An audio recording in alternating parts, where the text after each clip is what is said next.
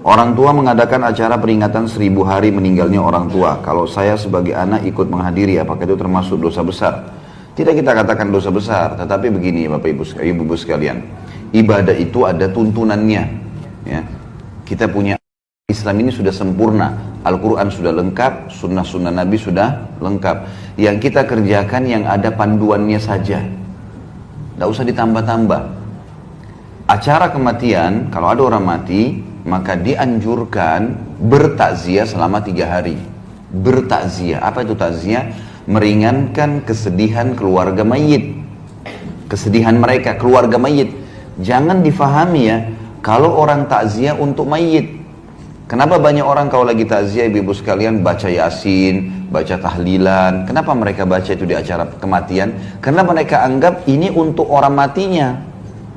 Ini pemahaman yang keliru. Takziah itu artinya meringankan kesedihan orang yang sedang ditinggal mati, keluarganya.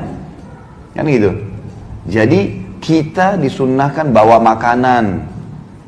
Waktu Ja'far bin Abi Thalib, saudara kandungnya Ali bin Abi Thalib meninggal di perang Mu'tah mati syahid, maka Nabi SAW berkata kepada penduduk Madinah, ya, buatkanlah makanan dan minuman untuk keluarganya Ja'far.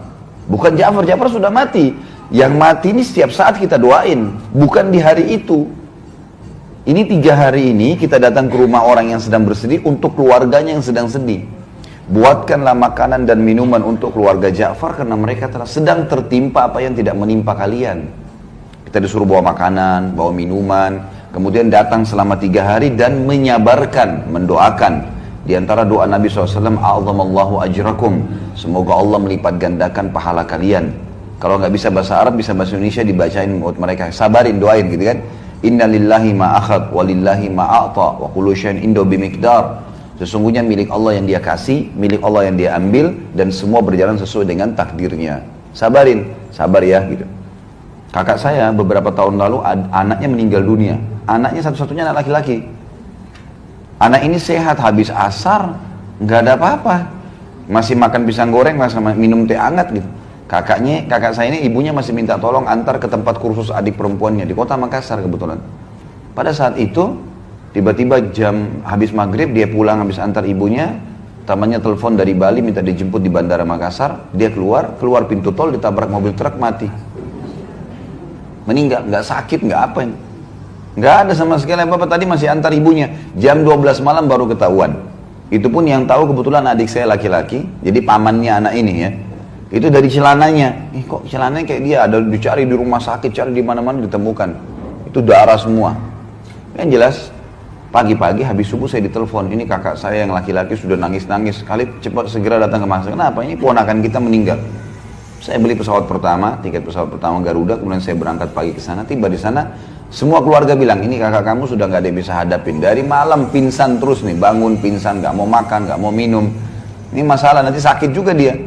Gimana caranya? Saya datang dekatnya lalu saya dudukin. Kak duduk sebentar, dia duduk. Setelah saya salaman lalu saya bilang, Hamdi, namanya anak ini Hamdi.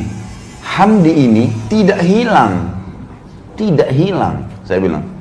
Hamdi ini kita sebagai orang beriman tahu, pindah alam ke alam akhirat. Akhirat itu abadi. Dia sedang mendahului kita ke sana. Untuk apa kakak sedih? Jelas-jelas dia cuma pindah. Dia bangun dari tempat itu dan dia bilang, memang benar Hamdi gak hilang. Saya bilang gak hilang. Orang beriman yakin, mati itu sebuah pintu untuk menuju kepada kehidupan abadi. Jadi nggak usah sedih dengan mati. Memang mati itu harus dilalui proses. Bukan cuma manusia, hewan, tumbuh-tumbuhan, semua mati. Gitu kan? Mati itu sebuah pintu, kalau kita masuk kita akan menuju ke rumah abadi kita. Cuman di sana ada surga atau neraka, baik atau buruk, gitu kan? Penentuannya sekarang. Jadi jangan anggap anak ini hilang. Yang penting, seperti ibaratnya saya bilang sama kakak saya, seperti saya sama kakak mau ke Surabaya nih dari Makassar.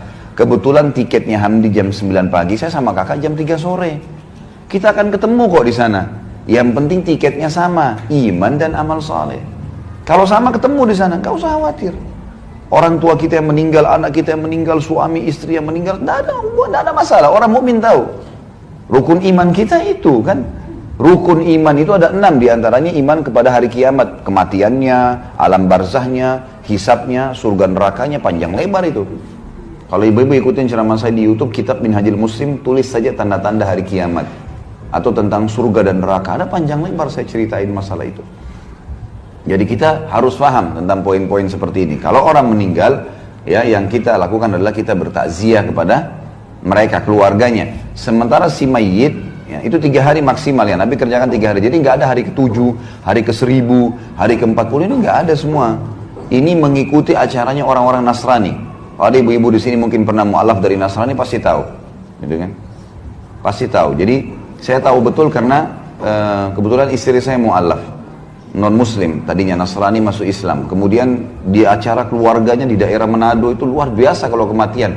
Hari ke-3, hari ke-7, hari ke-40, hari ke-1000 mereka main gaple di situ, mereka makan, mereka semua pesta-pestaan.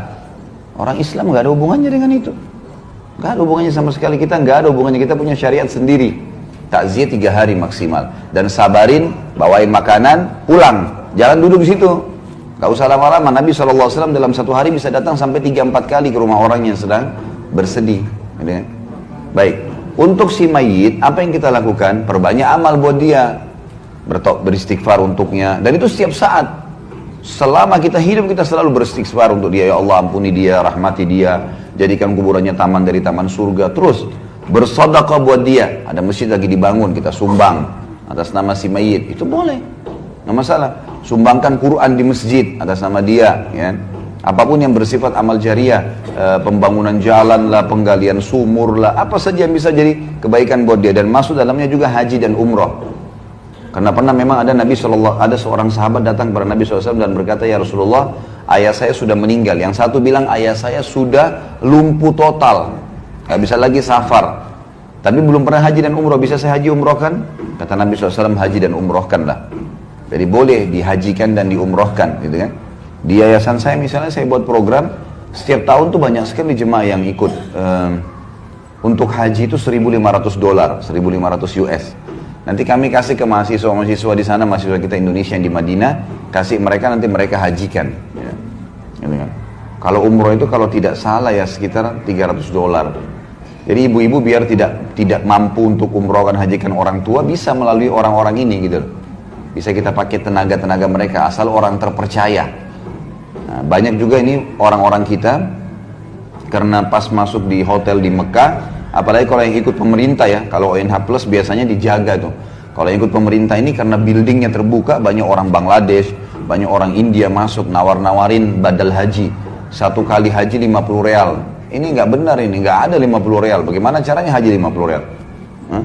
Dia kumpul sampai 100 orang tuh. 1 kali haji 100 orang, gimana caranya? 1 haji 1 orang, nggak bisa. Gitu kan? Belum biaya kemah, belum transportasi, belum segala macam. Nah ini termasuk bisa untuk orang meninggal. Jadi didoakan setiap saat, selalu sedekah jariahkan buat dia, sedekah buat dia perbanyak. Kemudian juga kita haji dan umrohkan buat dia. Ini yang boleh. Jadi kita harus bedain ya, syariat kita jelas kok. Gak ada sesuatu yang keliru. Jadi perayaan hari 1000 mati ini tidak pernah ada.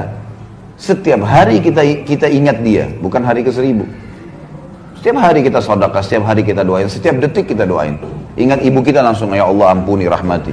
Ingat ayah kita, ya Allah ampuni dan rahmati. Setiap saat, anak kah, saudara kah, setiap saat kita doakan.